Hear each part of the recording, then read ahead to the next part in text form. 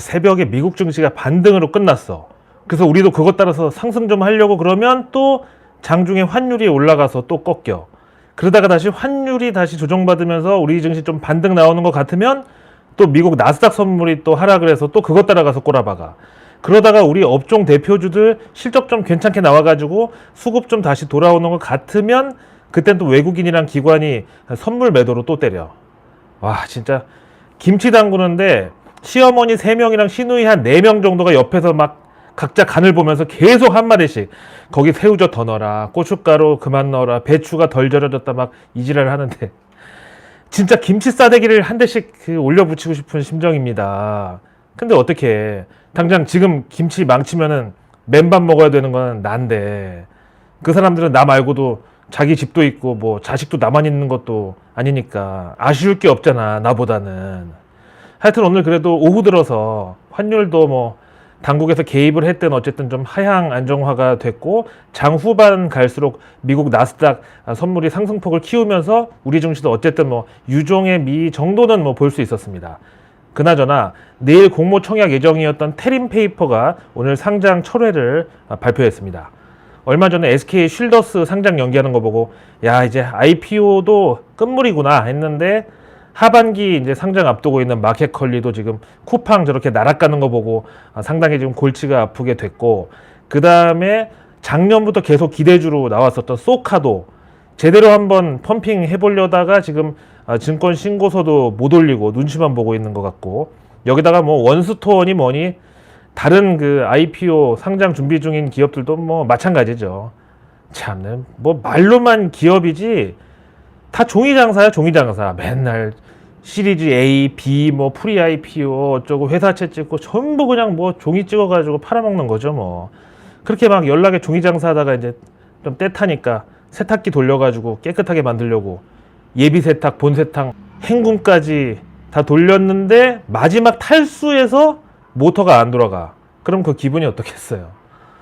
최근에 상장한 회사들 한번 보세요. 카카오페이, 카카오뱅크 둘 다 공모가 근처까지 이미 꼬꾸라졌고, LG 에너지 솔루션도 지금 추세 봤을 때는 공모가 근처까지 내려왔는 건 뭐 시간 문제 같고, 크래프톤하고 롯데 렌탈은 뭐 말할 것도 없고, 시기적으로 보면은 IPO 공모주 시장은 지난 LG 에너지 솔루션이 거의 막차였던 것 같습니다.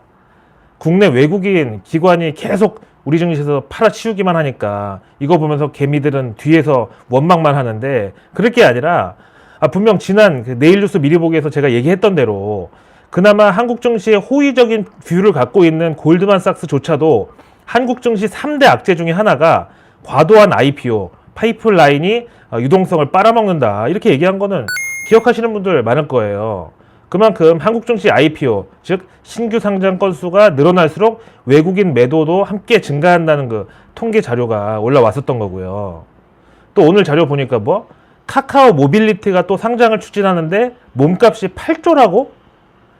이거 하반기에 상장 주관사 선정하고 바로 상장 절차 돌입한다 그러는데, 아니 카카오는 진짜 무슨 분신술을 연구하는 기업인지 뭔지, 아니 카카오 모빌리티 만년 적자였다가 작년에 겨우 100억 정도 흑자냈는데 뭐 시총이 8조? 사업 분야를 보면은 콜택시 대리운전 그리고 뭐 자율주행 연구 요 정도인데, 아마 8조 중에서 자율주행 연구 이거 지금 성과도 전혀 없는 저기에다가 한 밸류 4조는 줬을 것 같고, 나머지 절반 4조는 이제 콜택시하고 대리운전 어플의 값이야 이게. 거기다가 조만간 이제 자전거 공유도 한다고 그랬으니까 그것도 포함해가지고 어이가 없어요. 심지어 8조가 아니라 20조라는 분석도 있어요. 그 근거는 우버가 시총 80조고 그랩이 24조라고 해서 저 두 곳을 기준으로 한 거래. 런하 반갑습니다. 자, 이번 증시 급락의 원인이 됐던 바로 그 연준 금리 인상, 빅스텝인지 뭐 백스텝인지 스텝맘인지 새엄마는 외계인인지 아무튼 죄송합니다. 제가 지금 너무 흥분해가지고.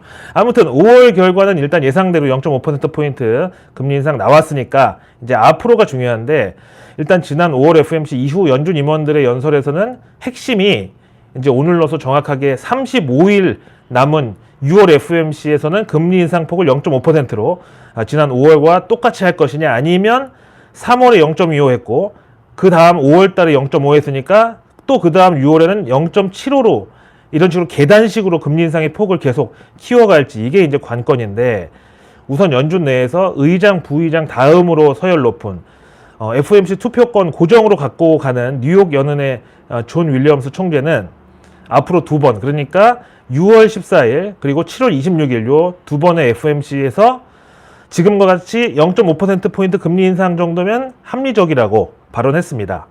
물론 여기에는 앞으로 나올 여러 물가 지표랑 러우 전쟁, 그리고 유가, 이런 변수들이 있지만 연준은 이런 변수들에 치우쳐서 당장 돈줄을 바짝 조이지 않더라도 중립금리까지 도달하는 데는 그리 많은 시간이 필요하지 않다고 자신감을 밝혔습니다. 현재 중립금리에 대한 연준 컨센서스는 한 2.5% 정도 되는데, 그리고 이 존 윌리엄스는 원래 이제 비둘기파인데, 이런 비둘기파들의 특징이 왜 얼핏 생각하면 상당히 좀 온화하면서도 유동성에 대해서는 어떻게든지 좀 후한 그런 캐릭터 같지만, 실제로는 뭐랄까 좀 비관적이면서 신중한 그런 그 가치관을 갖고 있어가지고 통화 정책을 가급적 좀 부담이 안 되게 끌고 가야 된다. 불확실성을 우리가 간과해서는 안 된다. 이런 좀 뭔가 역설적인 그런 스탠스를 담은 경우가 많기 때문에, 어쨌든 이 사람도 연준의 금리 인상 사이클은 비록 이미 시작됐지만 금리 인상이 경기 경착륙을 일으킬 수 있다고 그걸 주의하자고 발언을 했고, 이 과정에서 실업률이 일시적으로 상승할 수 있다고도 했습니다. 그래서 더더욱 0.75%포인트 금리 인상 같은 매파적인 카드는 더 신중해야 된다, 이런 입장이었고, 다음 클리블랜드 연은의 로레타 메스터 총재도 일단 6월, 7월 두 번 다 0.5%포인트 금리 인상이면 합당하다고, 대신 이제 그 중간에도 인플레이션이 만약에 안 잡히면은 0.75%포인트 한 번 정도 충격 요법으로 자이언트 스텝 금리 인상 때리는 것도 배제하지 말자.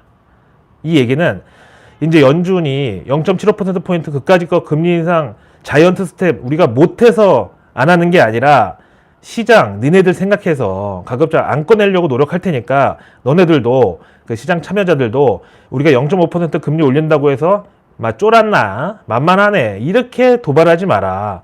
우리는 하시라도 0.75 정도 때려가지고 너희 안악시켜 줄 수 있다. 이런 경고의 의미도 들어있죠.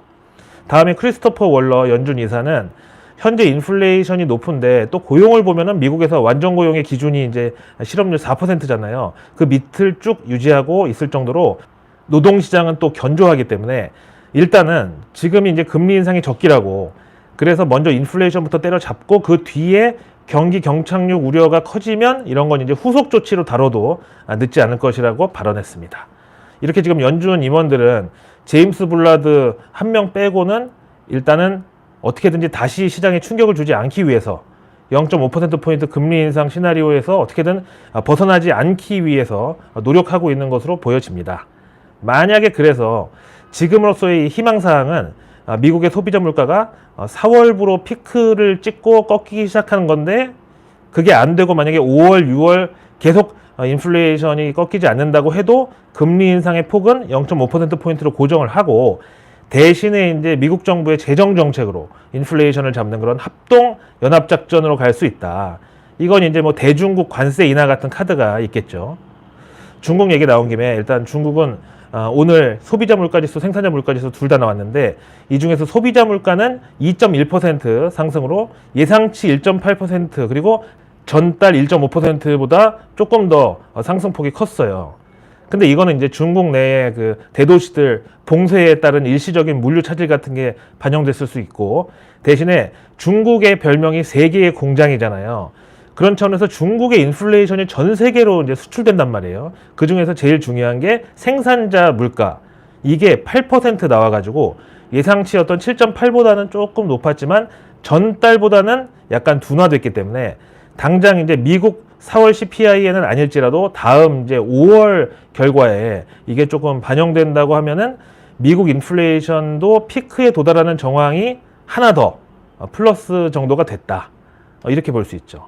자, 그 다음으로 이제 또 중요한 게 연준에 이어서 여기도 요즘 이제 막 급발진하려고 막 부릉부릉 막 훅가시를 주고 있는 게 또 유럽 중앙은행 ECB인데, 독일 분데스방크의 요아힘 나겔 총재가 ECB는 바로 올여름 그 7월부터 금리 인상 들어가야 된다고. 이거 근데 내일 뉴스 미리 보기에서 얘기했잖아. 왜 우리가 독일 중앙은행 총재 연설까지 다 알아야 되는지 미리 말했잖아요. 아무튼 원래 ECB 금리 인상 스케줄이 내년 2분기인가 그랬었는데 이렇게 거의 1년을 금리 인상 사이클을 앞당기게 되면은 유로존의 또 그 피그스 국가들 있죠. 재정 취약국들 여기 이자 부담이 치솟을 수 있지만 지금은 그거보다 물가부터 잡아야 될 시기라고 강조를 했습니다. 우리가 미국 연준의 그 정책 금리하고 달러 캐리 트레이드도 물론 금융시장에 중요하지만 지난 그 남유럽 재정 위기 때 그 피그스 국가들 중심으로 글로벌 위험자산 블랙홀이 형성돼 가지고 우리도 막 하루 만에 코스피 5% 급락하고 막 그다음에 그 여파가 중국까지 뻗쳐 가지고 중국 상하이 은행 간 그 리보 금리 표시하는 쉬보 금리 급등하고 신용 경색 오고 그랬던 거 생각하면 이것도 결코 만만한 재료는 아닙니다. 그래서 내일 뉴스는 내일 보면 너무 늦습니다. 구독과 알림 설정만으로 아직 나오지 않은 오늘 뉴스도 아닌 내일의 뉴스를 매일 저녁 여러분들의 안방으로 배달해 드립니다. 상위 1% 정보 취급자들은 절대 장중에 실시간 뉴스나 뉴스 속보 따위에 도파민을 지배당하지 않습니다. 그들은 적어도 내일 나올 뉴스 정도는 오늘 저녁에 미리 보고 한 발 앞선 전략과 대응으로 지상군을 저기 위에 위성에서 관찰하는 그런 스탠스로 금융시장에 임합니다. 그런데 이런 사람들한테 농업적 근면성으로 혹은 또 열심히 싸우기만 한다고 이길 수가 있겠습니까? 그래서 내일 뉴스 미리 보기가 추구하는 가치는 바로 정보 민주화입니다. 상위 1% 정보 취급자들과 여러분을 같은 선상에 제가 올려드리는 그게 바로 정보 민주화입니다. 자, 내일은 벌써 한 주의 중반을 넘어서서 목요일인데요. 5월 12일 먼저 정부 일정은 한중일 재무장관 및 중앙은행 총재회의가 내일 열립니다. 여기서 환율 문제 반드시 나올 텐데 일단 한일 통화 스와프라도 조금 맺어지면 좀 좋다고 봅니다. 하지만 한 번에 쉽지는 않습니다. 그리고 내일 미국과 아세안 간의 정상회담이 13일까지 시작을 합니다. 바이든 대통령은 이번 회담에서 자기가 직접 주재하는 회의인 만큼 아세안 회원국들 그리고 그 주변국들에 대해서 긴밀한 동맹을 재확인하면서 중국에 대한 견제를 강화하는 데 주력할 것으로 보여집니다. 여기다가 러시아의 우크라이나 침공에 따른 공동 대응 방안도 논의할 것으로. 내일 목요일 정부에서는 2022년 국가 핵심 소재 연구단 및 나노 소재 미래기술 연구실 신규 선정이 있습니다. 요거 이제 뉴스 기사 타기 좋죠. 한때 뭐 이제 나노에 대해서 국가 핵심 기술 산업으로 키운다 이런 얘기 있었는데 코로나 이후에 이제 조금 이제 뒤로 처진 감이 없지 않지만 아직도 증시에 관련주들이 있습니다. 내일 과기부는 2022년도 의료 분야 인공지능 융합 신규 과제 선정을 합니다. 의료 분야 인공지능 하면 바로 떠오르는 게 원격 진료 스마트 병원이죠. 내일 목요일 농식품부는 국산 밀 품종 순도 DNA 검사로 신속하게 판별. 이거 이제 씨앗 종자 농업과학 스마트팜 여기까지 연결됩니다. 내일 목요일 환경부는 선제적, 체계적 홍수 관리로 인재 발생 막는다라는 보도자료를 공개할 예정입니다. 이제 슬슬 여름철 다가오고 벌써 날씨가 뜨거워지고 하면서 장마 홍수 관련주들 올해는 특히 더 관심을 가져보면 좋겠고 내일 문체부는 코리아넷 명예 기자단 선발 결과를 공개합니다. 코리아넷이 그 해외 홍보 문화원의 온라인 한국 홍보 채널 되겠습니다. 코로나 이후 다시 리오프닝의 계절이 왔는데 우리나라 정부 문체부에서도 올해를 한류 재확산의 한류 리오프닝의 그런 원년으로 삼겠다고 지금 야단입니다. 엔터주들 근데 어떻게 된 거죠? 조용필 엔터, JYP 거기 하나만 빼고는 다 주가가 지금. 내일 공정위는 9개 토종닭 신선육 판매 사업자의 부당한 공동행위 및 한국토종닭협의회 사업자 단체 금지 행위 제재 발표가 있습니다. 요즘 육개 관련주들 잘 나가는데 요거 어느 정도 영향이 있는지 한번 봐야 되겠고. 자, 그 다음에 내일 목요일 경제 일정은 3월 통화 및 유동성 동향. 중요합니다. 이게 환율부터 우리나라 뭐 국고채 입찰 그리고 시중은행 금리까지 다 여기 달려 있습니다. 다음 내일 4월 ICT 수출입 동향. 이거 뭐 이미 사상 최고치의 수출 기록했지만 전체 무역 수지로 봐서는 우리가 원자재 수입액이 워낙 커가지고 또 적자가 났습니다. 다음 내일 목요일에는 4월 이후 국제금융 외환시장 동향이 공개됩니다. 환율 계속. 그리고 외환보유고까지. 자, 내일 1분기 시도 서비스업 생산 및 소매 판매 동향. 요즘 보면요. 특히 이제 지방 중소도시에 무인 카페, 무인 아이스크림 이런 거 많이 생겨요. 이거 봤을 때 인력이 줄어드는 데 대해서 키오스크나 인공지능 이런 기기 같은 거. 일본에서는 내일 3월 경상수지, 4월 은행 대출 나오고, 일본도 이제 거의 양적 완화 지금 이제 문 닫기 직전이고요. 일본이 만약에 긴축 기조로 돌아선다. 이거 이제 글로벌리 완전히 이제 썰물의 본격적인 시작이라고 봐야죠. 자, 내일 영국의 1분기 국내 총생산 GDP 나오고 3월 무역수지, 3월 산업생산 나옵니다. 영국 영란은행이 지금 연준보다도 더 급하게 금리 인상 추진하고 있거든요. 실물 경제에서 과연 그 경착륙 영향이 있는지 없는지, 이게 연준의 어떤 선행 지표격으로 보일 수 있겠고, 그리고 내일 미국에서는 드디어 이제 오늘 CPI에 이어서 내일 밤에 4월 생산자 물가지수 PPI가 나옵니다. CPI만큼 중요하진 않겠지만 어쨌든 과연 진짜 미국의 인플레이션이 4월에 피크를 찍고 내리막길로 턴을 하는지 봐야 되겠고, 그 다음에 내일 외국 중앙은행들의 미 국채 보유량이 공개됩니다. 중국, 일본이 현재까지는 1, 2위입니다. 그리고 내일은 메리 데일리 샌프란시스코 연은 총재의 연설이 있고요.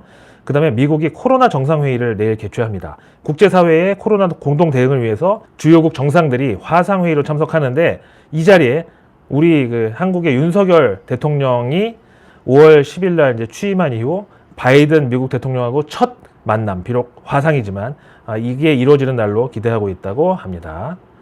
그리고 내일 오페크의 월간 원유시장 보고서. 유가는 이제 조금 꺾이는 것 같은데 그래도 아직까지 이제 꿈틀거리고 있는 어떤 상승 에너지를 완전히 무시하면 안 되겠고, 그 다음에 내일은 신흥국 멕시코가 기준금리를 발표합니다. 지금 이머징은 거의 기준금리를 뭐 두 자릿수 막 기본으로 막 지금 쳐올리고 있는데, 그만큼 연준 유동성 흡수에 대한 그 어떤 두려움이 큰 거고, 그 다음에 내일 게임쇼 플레이 엑스포 개최합니다. 15일까지. 3년 만에 오프라인으로 행사가 열리는데, 이 수출 상담회에 일본의 닌텐도, 세가, 코나미, 미국의 마이크로소프트 엑스박스, 니칼리스, 스카이스톤 게임즈, 폴란드의 휴즈 게임즈, 두바이의 IMS, 중국의 빅바이어, 바이트댄스, 아이치, 비리비리, 추콩 등 총 28개국 150여 개의 기업이 참가 신청을 한다고 합니다. 여기서 이제 제일 화제가 되는 거는 요즘 유행하는 뭐 실감 컨텐츠하고 메타버스, 플레이 투 얼 이런 게 되겠는데, 그놈의 메타버스 참 지금 관련 종목들 다 거의 반토막인데, 메타버스가 도대체 뭔데요? 작년에만 해도 그렇게 메타버스가 무슨 대세가 된다고 미국의 페이스북은 이름까지 바꿨는데 지금 다 아작났고, 우리 선배들 세대 민주화 운동하다 닭장차 끌려가가지고 버스에서 메타작 당하는 게 메타버스. 내일 증시 일정은 우리 옵션 만기일이고요. 다음 하이딥이라고 스마트폰용 그 터치 IC 스타일러스 솔루션 개발업체가 스펙 합병 상장을 합니다. 그 다음에 웹젠 있죠. 여기가 노사 관계를 국회에서 간담회를 가집니다. 그 다음에 SSG.com하고 G마켓 글로벌 통합 유료 멤버십이 내일 출시를 하는데, 스마일 클럽 있잖아요. 그 다음에 내일 MSCI 반기 리뷰가 있습니다. 매년 5월하고 11월 두 번 있고요. 이번 종목 교체는 뭐 31일 증시 마감 후에 MSCI 지수에 반영된다고 하고, 편입 편출 종목은 이미 선 반영 다 돼 있으니까 이런 것도 항상 떨주 몰파를 잊지 마시기 바랍니다. 내일 실적 발표 기업들은 LG, KT, 삼성화재, 넷마블, 크래프톤, 펄어비스, 지역난방공사, 네오위즈, 파라다이스, 현대그린푸드, 현대리바트, KTNG까지 국내 기업, 그리고 해외에서는 소프트뱅크, 알리바바, 모토롤라, 위워크, 캐나다고스 실적 공개가 있습니다. 우리도 해외도 진짜 애증의 종목들이 또 많이 들어 있습니다. 자, 오늘 하루도 고생 많으셨고요. 저는 내일에 또 내일 뉴스를 들고 찾아뵙겠습니다. 항상 고맙습니다.